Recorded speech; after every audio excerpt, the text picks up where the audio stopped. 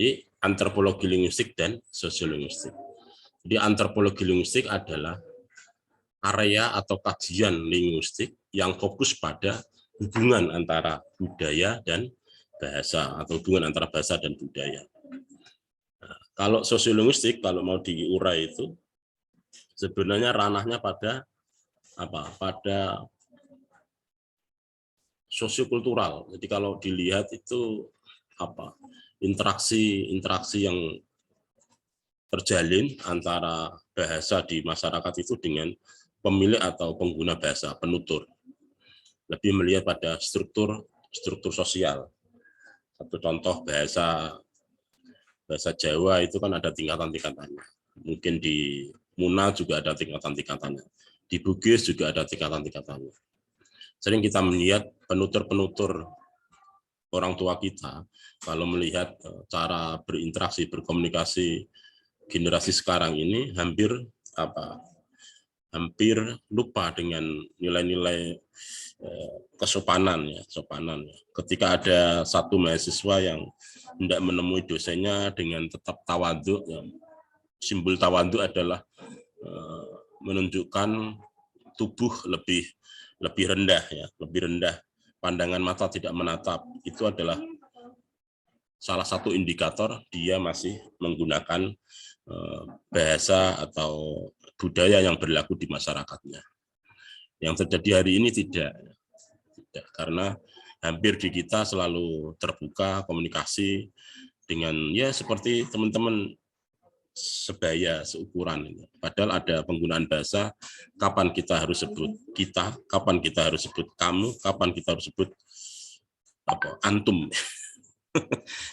Antum ini bahasa Arab, tapi seakan-akan jadi populer ya di teman-teman kajian itu, teman-teman musola itu, antum, anta, kenapa tidak anta? Dia tidak paham itu, nggak ikut-ikut saja.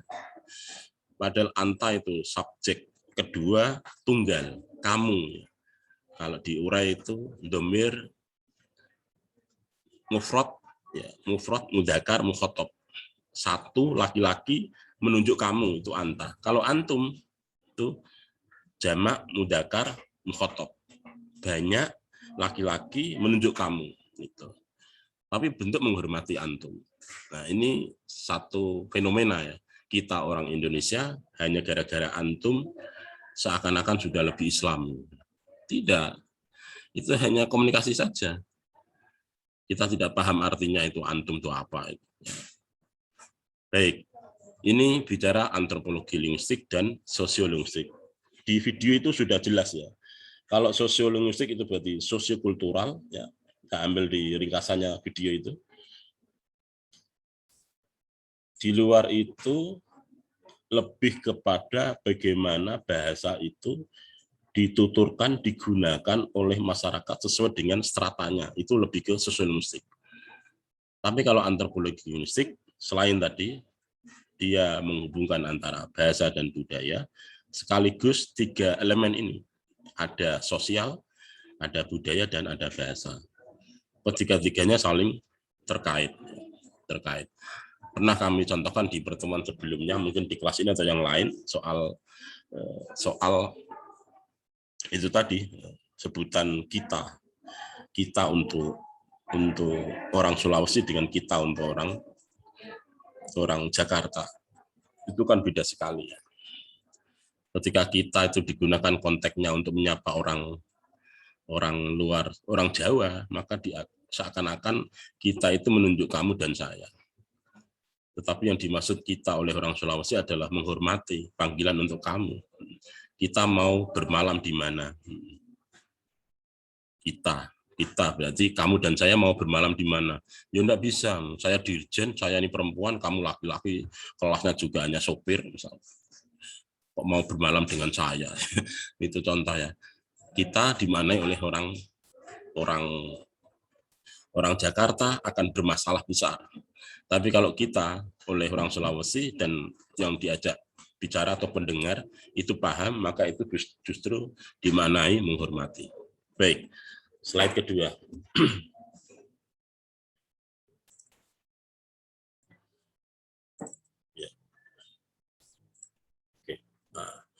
istilah antropologi linguistik atau antropolinguistik, bisa juga antropologi linguistik. Makanya di grup kita sebut antroplinguistik, antropolinguistik, itu lebih digunakan di ahli-ahli antropolog Amerika. Ya.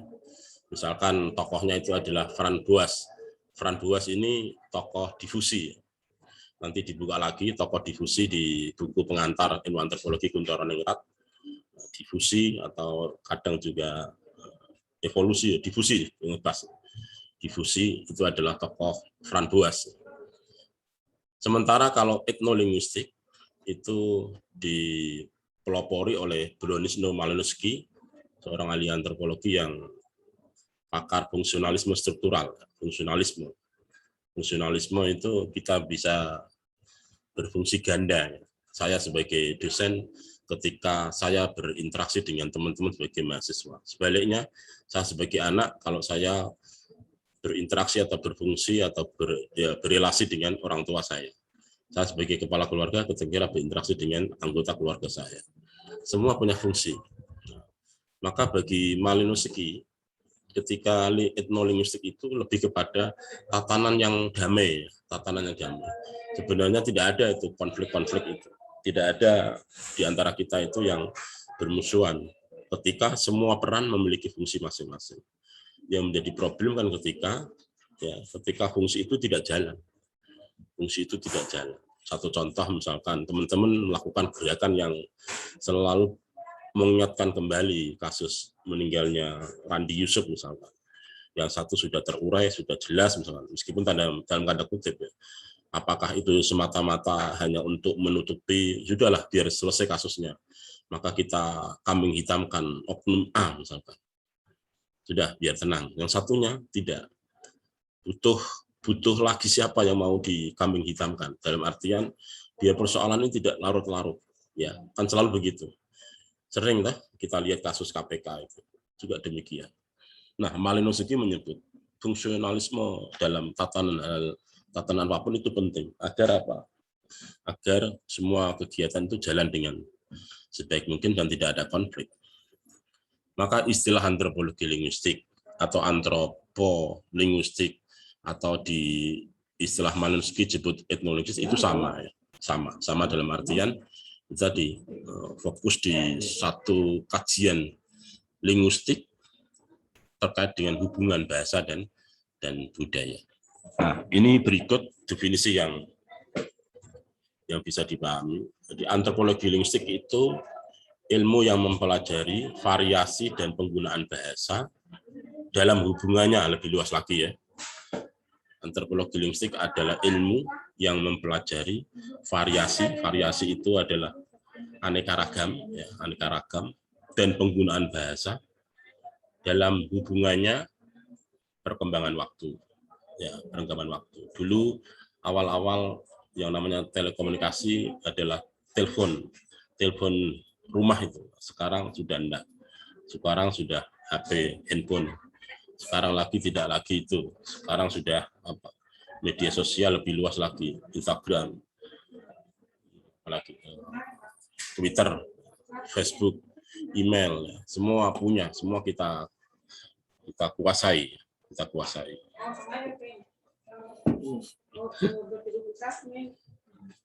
Berikutnya adalah bahasa dalam hubungannya dengan perbedaan tempat komunikasi. Itu artinya kalau penggunaan bahasa di satu daerah dengan daerah yang lain, meskipun secara redaksi adalah sama, terkadang penggunaannya berbeda. Seperti yang tadi itu. Ketika kamu atau kita disebut untuk konteks orang Sulawesi adalah bermakna menghormati antara kamu dan saya, menghormati tapi menunjuk pada kamu sebagai subjek kedua ya. Tapi kalau kita dimaknai oleh umumnya ya antara saya dan kamu itu. Ini yang bahasa dalam hubungannya dengan perbedaan tempat komunikasi. Berikutnya sistem kekerabatan, di variasi tentang sistem kekerabatan. Nanti ada istilah sistem kekerabatan itu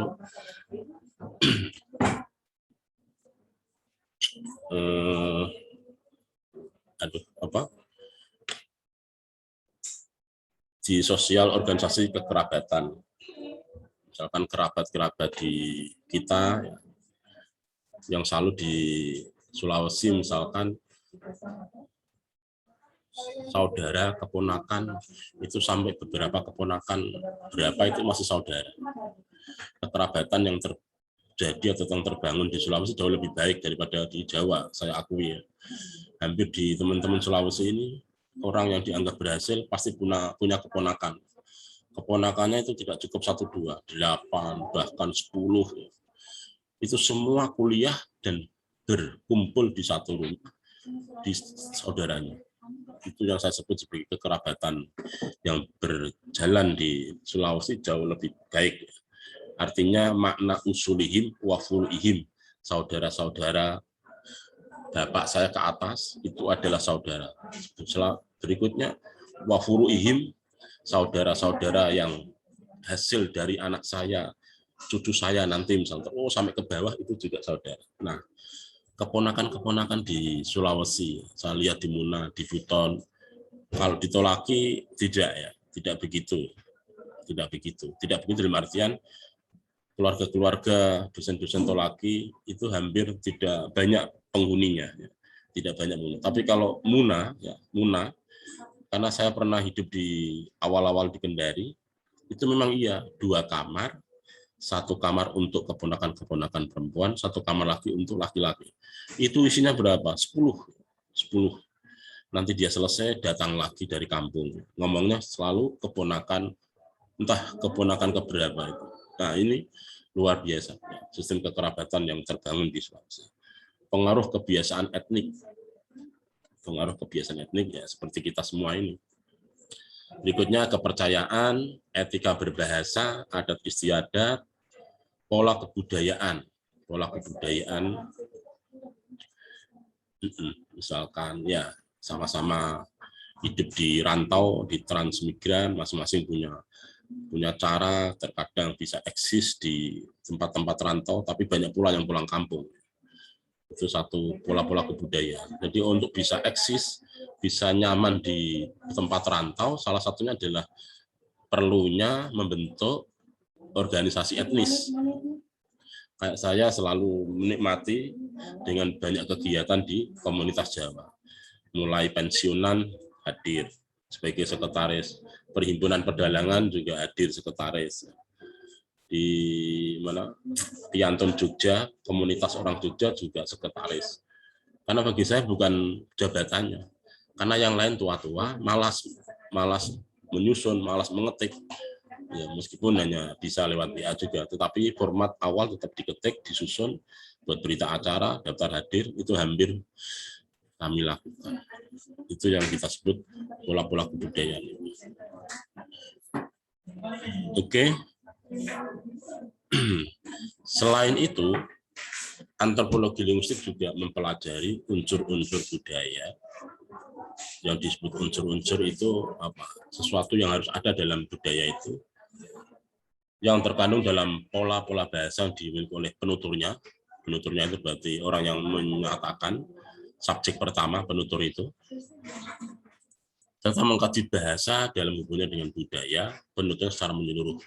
Ini sama tadi. Jadi antropologi linguistik adalah kajian dari linguistik yang fokus pada hubungan bahasa dan budaya. Kalau di sini adalah mempelajari unsur-unsur budaya yang terkandung dalam pola-pola bahasa yang dimiliki oleh penuturnya, subjek pertama, serta mengkaji bahasa dalam hubungannya dengan budaya penuturnya. Penutur sekarang seiring waktu sudah mulai punah, dalam artian meninggal, belum sempat ditulis. Pusaka-pusaka, lontara-lontara, naskah-naskah Buton kuno itu sebenarnya kan syarat dengan nilai-nilai luhur. Itu juga sebenarnya masuk di ranah antropologi linguistik. Karena naskah itu berbicara pada bagaimana seharusnya hidup sebagai orang Buton. Itu kan syarat dengan membangun hubungan antara penuturnya, yaitu subjek pertama dengan pendengar atau dengan generasi secara menyeluruh. Nah, berikutnya adalah metode pengumpulan data dalam antropologi linguistik. Ini seperti metode-metode penelitian kualitatif, yaitu mengumpulkan data. Mengumpulkan data itu bisa lewat wawancara mendalam. Artinya pertanyaan A tidak kemudian selesai dijawab B, tetapi harus in-depth interview. Wawancaranya itu harus mendalam. Tidak cukup hanya bagaimana pendapatan Bapak hari ini setelah adanya COVID itu. Oh, sekarang buru-buru pendapatan, Pak. Bagi saya yang penting anak-anak dan keluarga bisa makan. Nah, misalnya begitu. Berarti sudah banyak itu. Karena sehari sudah tercover kebutuhan makan. Yang menjadi problem itu kalau COVID sudah di PHK, sudah tidak ada sesuatu yang bisa diandalkan lagi, makanya muncul adalah marah kepada kondisi, ya. Apalagi dengan kebijakan-kebijakan PPKM. Ya, waktu tinggal 6 menit lagi. Jadi metode pengumpulan data antropologi linguistik atau yang sering disebut sebagai penelitian kualitatif itu ya wawancara mendalam, terus observasi, partisipasi, seperti yang dalam bedah buku itu. Teman-teman ada yang datang enggak ini? Halo, kemarin bedah buku ada yang datang enggak? Kalau tidak ada, naudzubillah min dzalik. Ada yang datang? Halo? Ada, Pak. Siapa? Siapa yang datang? Siapa yang datang? Saya kemarin ikut sosialisasinya itu, Pak. Sosialisasi kah? Yang Zoom. Ah? Yang Zoom-nya, Pak, yang Zoom bedah buku itu dari Aida. Dapat pulsa enggak? Dapat 100.000. Alhamdulillah ya. Kalau tidak dapat saya kasih, kalau sudah dapat syukur. Ada yang lain? Dapat semua kan? Ya, Pak, dapat. Ya, Gebi dapat ya. Ya, terima kasih ya. Kalau nggak ada uang pun berat ya. Saya enggak tahu juga itu uang dari mana juga enggak tahu. Saya juga dapat ucapan terima kasih dari teman-teman. Terima kasih Pak dosen. Saya tidak ikut sampai selesai, hanya 30 menit. Alhamdulillah disuruh ngisi survei sebelum acara dan setelah acara sudah saya isi. Masuk nih pulsa 100.000. Ya, nunggu kegiatan yang ada uangnya atau diganti pulsa kan berat. Belum tentu ada itu. Kajian tertulis sebenarnya begini, metode pengumpulan data ini kalau kita cari di Kunchoro-Ningrat ada model 6 ya, 6, tapi yang umum di kualitatif kita itu studi kasus, tapi jarang, kita tidak boleh penelitian misalkan tadi ada gaya hidup konsumen barber pop premium di Kota Kendari, atau studi konsumen mahasiswa FIB misalkan. Kayak gitu sebenarnya kan anak judul itu menunjuk pada studi kasus. Itu sudah dihindari. Kita tidak boleh studi kasus tidak boleh. Tapi sebenarnya itu dibolehkan dalam metode model penelitian kualitatif, yaitu studi kasus. Yang jarang dipakai juga grounded theory. Grounded theory itu teori besar. Diasumsikan kita peneliti ketika mau ke lapangan itu sama sekali harus lepas teori yang ada. Kita serius mengambil data apapun di lapangan, nanti teorinya itu kita sesuaikan. Data sama, teori yang berbeda, maka hasilnya berbeda. Ya, data tentang jamaah melawan COVID. Ya. Ini diteliti oleh kakak kelas kita, kami juga melakukan penelitian yang sama, tapi hasilnya beda. Karena yang satu hanya satu kajian untuk umat Kristiani, yang satu umat Islam, yang saya menggabungkan umat-umat di Sulawesi Tenggara, khususnya di Kota Kendari. Kami ambil di pura, kami ambil di gereja, kami ambil di masjid. Itu dengan judul Jamaah Melawan COVID. Tapi isu ini kalau tidak segera disusun sudah basi. Seiring kita semua sudah tatap muka, sudah COVID, sudah vaksin semua. Yang berikutnya model penelitian kualitatif selain studi kasus, selain grande teori adalah etnografi. Ini kemenangan etnografi hampir sama dengan kemarin ya. Seorang peneliti bisa menerobos teroris di lapas. Itu tidak mudah loh. Misalkan teman-teman ada skripsi tentang pemerkosaan di mana? Pemerkosaan bagi di penjara tertentu ya. Itu sangat mungkin. Itu bagaimana Anda cara memulai untuk mendapatkan data itu. Bisa-bisa Anda dipukuli itu. Maka observasi partisipasi ini menjadi penting. Kita melakukan observasi, asesmen, selebihnya ketika di lapangan, kita menjadi bagian dari mereka. Itu yang kita sebut adalah observasi partisipasi. Bahkan sebagai peneliti partisipatoris ini, biasanya mereka rela ya, dalam tanda kutip ya, tentu kita tidak mengharapkan begitu ya, menjadi bagian dari kehidupan. Meneliti tentang PSK itu ya sudah, bukan berarti mencoba, ini resiko ya, resiko. Apakah seperti itu kan tidak ya, tidak. Tetapi sudah pernah kami sampaikan bahwa penelitian antropologi itu, etnografi itu kekuatannya di situ. Kita bisa menampilkan data seakan-akan pembaca itu menjadi bagian dari kehidupan mereka, menjadi permaisuri, kepala suku di Papua. Itu tidak cukup kita hanya menggali wawancara. Akhirnya dia menerima jadi istri atau ya permaisurinya ya. Jadi sampai di tempat ranjang itu pun menjadi penting. Setelah selesai data didapat 3 tahun ya sudah pisah, dia ke Amerika lagi. Bagi dia tidak penting, tidak masalah.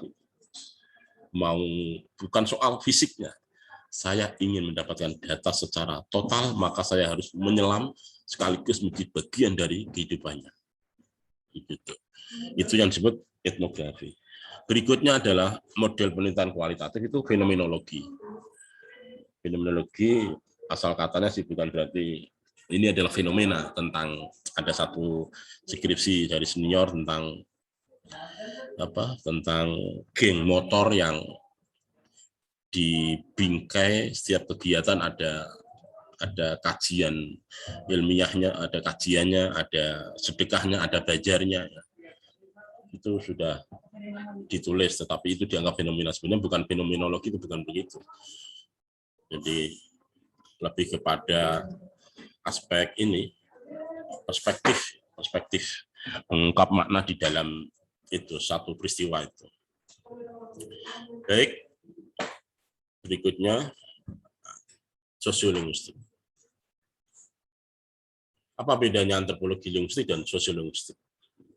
Jadi kalau antropologi linguistik tadi itu apa? Ilmu yang mempelajari hubungan bahasa dengan budaya, lebih spesifik tentang apa? Tentang memaknai atau pemaknaan bahasa di masyarakat itu. Tapi kalau sosiolinguistik, hubungan dan saling pengaruh antara perilaku bahasa dan perilaku sosial. Perilaku bahasa, bagaimana bahasa itu digunakan oleh strata-strata sosial. Sering kita bicara dengan teman kita, ya pakai gunakan bahasa yang setara. Sampean itu sebaya, kowe adalah kasar, panjenengan lebih. Itu perilaku bahasa dan perilaku sosial. Atau juga sosiolinguistik itu ilmu yang secara khusus mengkaji tentang pemakaian bahasa di masyarakat. Sekali lagi, sosiolinguistik itu, kalau tadi kan bahasa itu lebih pada hubungan bahasa dan kebudayaan secara umum. Sosiolinguistik ini lebih pada bagaimana bahasa itu digunakan. Bahasa itu digunakan di masyarakat. Jadi seperti laude, waude itu lebih tepat itu kalau dikategorikan sebagai satu kajian tentang etnolinguistik. atau sosiolinguistik. Karena ketika bicara laude waude tidak lepas dari la ilaha illallah itu ya. Asal katanya itu. Selain sosiolinguistik adalah variasi dan penggunaan bahasa berdasarkan interaksi manusia dalam satu kelompok atau organisasi masyarakat. Papi, ya, papi, punten, permisi, nyuwun sewu, itu variasi-variasi yang masuk di dalam sosiolinguistik. Sepertinya pernah kita singgung nih di videonya Pak siapa itu, Yehendra itu di awal-awal itu tentang makna ini. Definisi yang lain, sosiolinguistik adalah subdisiplin linguistik yang mengkaji bahasa dalam hubungan pemakaiannya dalam masyarakat. Jadi sekali lagi, sosiolinguistik itu bagaimana bahasa digunakan oleh masyarakat sesuai dengan stratanya tadi. Itu masuk di sosiolinguistik. Tapi kalau antropologi linguistik, itu berarti kajian linguistik yang menghubungkan antara bahasa dan budaya, itu saja. Tidak sampai pada pemakaian, pemakai atau penutur, pengguna, tidak. Bisa dibungkus enggak ini? Kalau tadi tadi kirimin sama Bu Medan ini, Bu Taslim.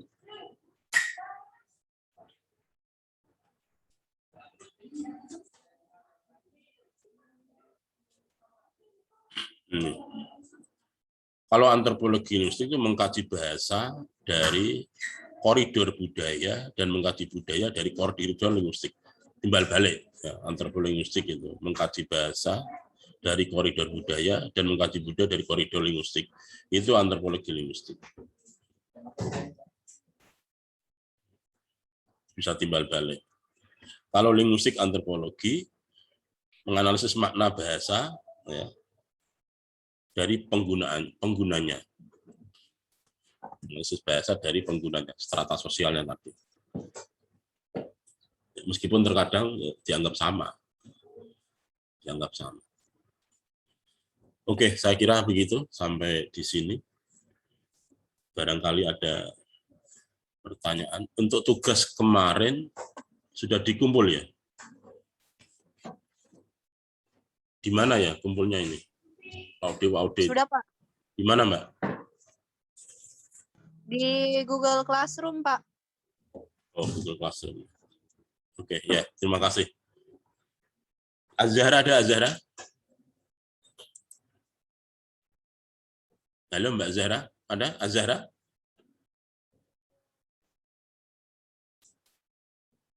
Fani ngantuk ya? Azhara enggak ada ya? Laude Hermawan? Rislen di mana Rislen? Masih di Toraja? Rislen? Di mana Rislen?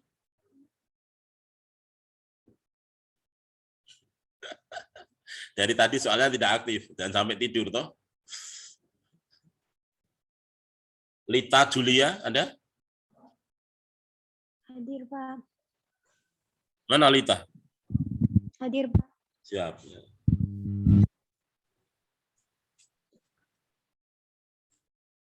MPKM, Rifat ada.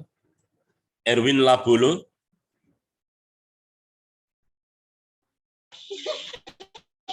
Ada, Pak. Ada. Oke. Yasmin.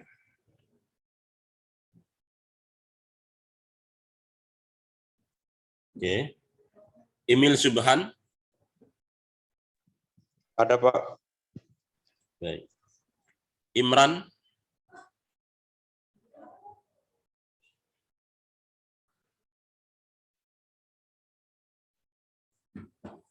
Lacok enggak ada. Mega. Sandra MPKM.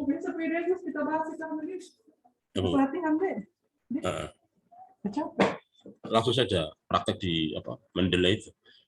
Cuma kelemahannya teknis vario, substansi siapa? Udah itu otomatis itu lama itu. Jadi satu harus nyetel komputernya itu harus ada Mendeley-nya. Ya boleh Pak Ernest. Kan moderator kalian berdua tuh. Munawar ada enggak Munawar di? Siapa yang substansi, Gus? Kata bagus. Kalau Pak Ernest dulu tahu tuh kita pakai juga tenaganya, tidak dibayar.